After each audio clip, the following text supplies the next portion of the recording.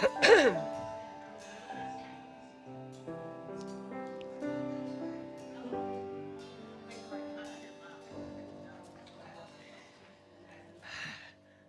morning, Unity of Medina. You have no idea how good it feels to be back. Oh my gosh. Chandler and I have been attending Unity of Columbus, and we're settling into a new church home. And he's probably joining us online if he remembered to set his alarm. So if you're online, Chandler, hi, honey. He has dog care duties this morning, and I get to travel. But it's kind of funny, we may have a new church home now, but we do not have a church family. And it takes time to grow a church family, and our church family is here. So we love you guys, and we miss you guys for sure. Yeah. Fortunately, it's only a 2-hour drive, so it's not that bad. It's not like I'm in California or something. Or Seattle, yeah, you guys know that run too. But I am 7 minutes from the grandkids, and that makes a world of difference. I'm going to be talking today. The title of my talk is Never to Say Never, and it's going to be basically about facing our fears. And these can be scary times, to say the least. And relying on our church family and relying on the principles of unity can certainly help us move through this. If we can't obliterate our fear, we can modulate our fear. And the fear isn't stalking around the corner anymore, it's screaming in our faces.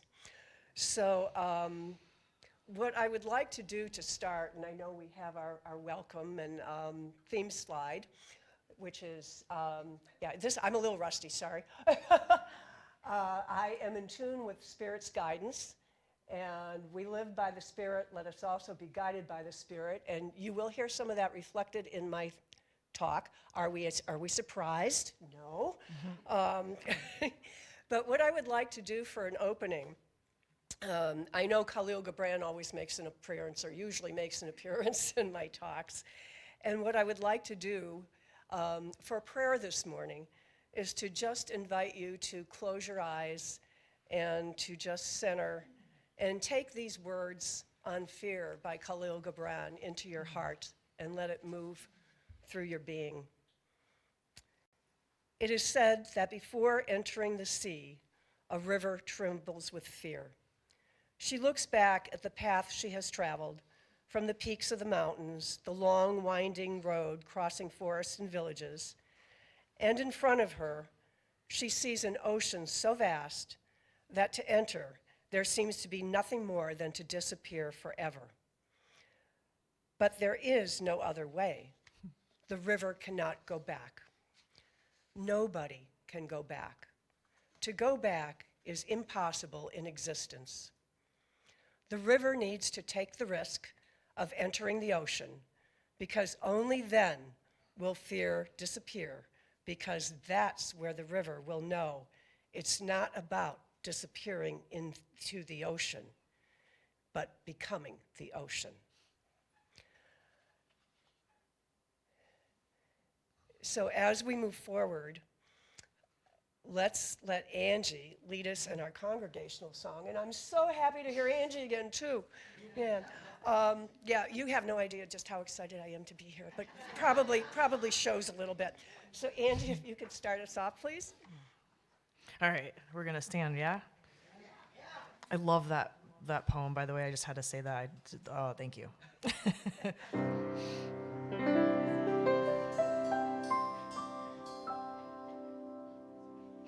Joy fills every cell in my body. Every cell is alive with love. I relax into the healing process. I allow Spirit to do what it does.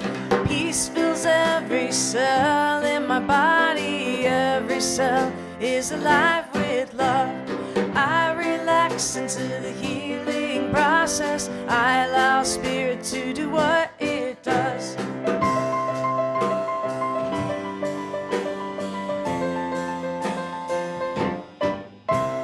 God fills every cell in my body. cell is alive with love. I relax into the healing process. I allow spirit to do what it does. Health fills every cell in my body. Every cell is alive with love. I relax into the healing process. I allow spirit to do what it does.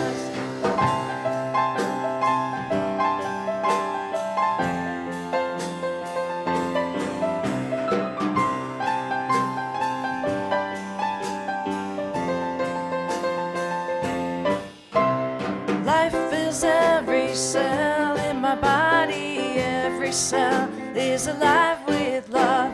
I relax into the healing process. I allow spirit to do what it does. Truth fills every cell in my body. Every cell is alive with love. I relax into the healing process. I allow spirit to do what it does. I allow spirit to do what it does. I allow spirit to do what it does.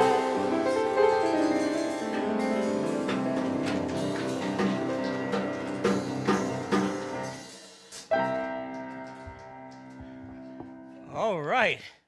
Thank you, Angie. Got us going. Finally got my heart beating. A little slow this morning.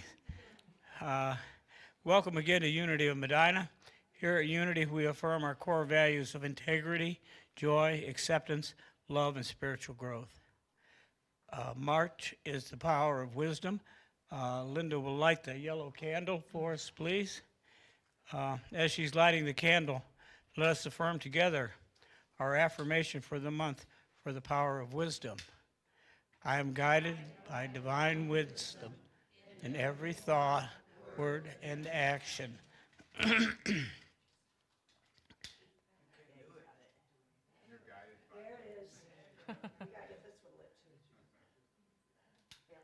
Very good. Okay, today's daily word is forgive. My heart softens. My soft heart expresses love as I forgive. Holding on to hurt caused by someone's words or actions is harmful to mental, physical, and emotional health. If I stew over these negative feelings, it's likely I will feel worse. It's when I'm willing to let go of these troubling emotions that the healing begins. Forgiveness is healing. Realizing the slight may have been unintentional, or the one who hurt me may be unaware of my pain, I feel compassion. I let go by repeating the words, I forgive you, silently to myself, which helps me speak these words aloud when I am able. If I have caused unintentional harm, I ask for forgiveness. Through divine love, I forgive and I am forgiven. As I express this love, I mend feelings and open the way to peace and harmony. Today's passage was taken from the 6th chapter of Luke, verse 37. Do not judge, and you will not be judged. Do not condemn, and you will not be condemned. Forgive, and you will be forgiven. Now Angie will prepare us for meditation.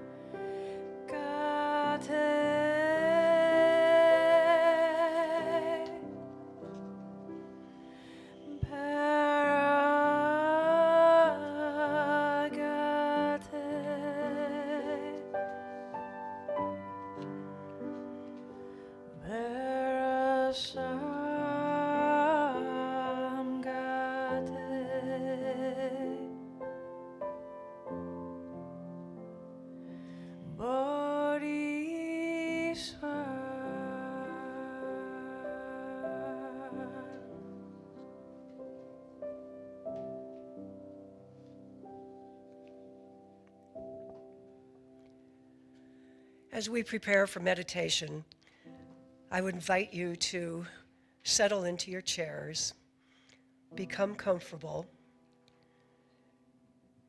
feel the support of that chair. And if you're comfortable with your feet on the ground, I would invite you to do that also, connecting with the grounding energy of the Mother Earth. And invite Spirit to join you. Open all of your senses to hear the words of Spirit. With the next couple of breaths, I would invite you to focus on the area of your body where the root chakra is located, at the base of the spine. The root chakra has the color red, and that's related to your life force, love, and courage. With your interior eyes, watch as that color of the first chakra expands and permeates through your body.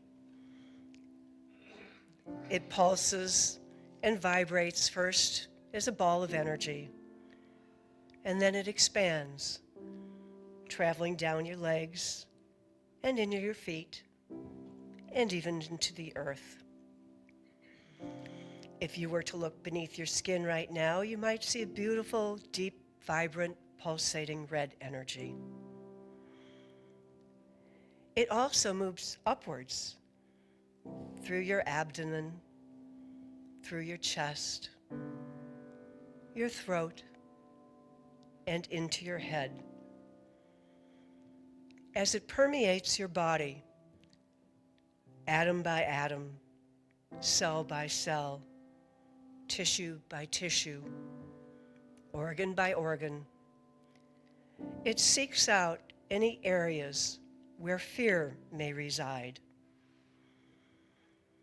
You might notice that as stress or tightness or impaired mobility, or you might be aware of just a presence in your thoughts. It may be expressing unique to your own body. I would invite you to take the next few moments in silence and intend to let that healing light meet the fear wherever it resides in your body.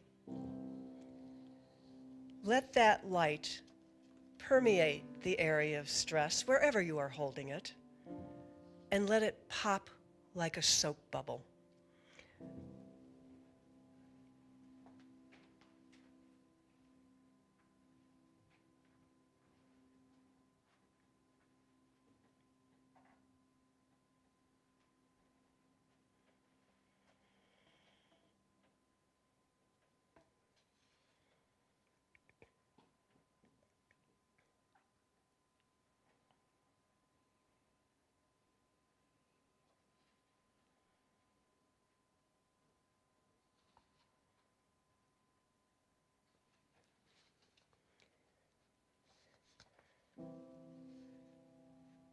I would invite you now to fill any area vacated by fear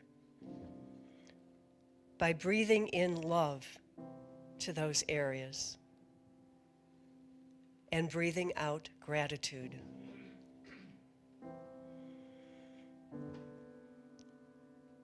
Take time to do this and let Angie's healing music carry your intent throughout your body,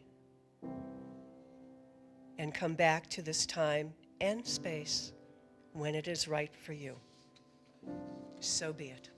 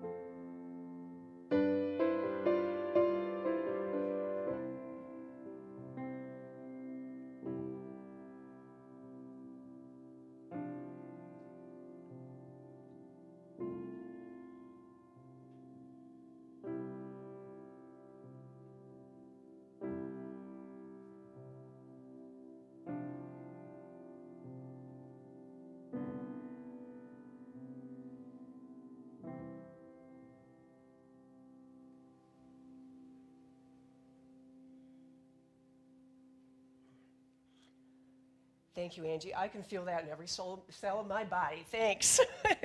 She is phenomenal. I so miss Angie as well. I miss everybody. You know, you're going to hear that a lot today, I think. The title of my talk is Never Say Never. And over the years, I have said several times, and perhaps you have too, I will never fill in the blank. And almost as many times, the universe has laughed at me and said, oh, yes, you will.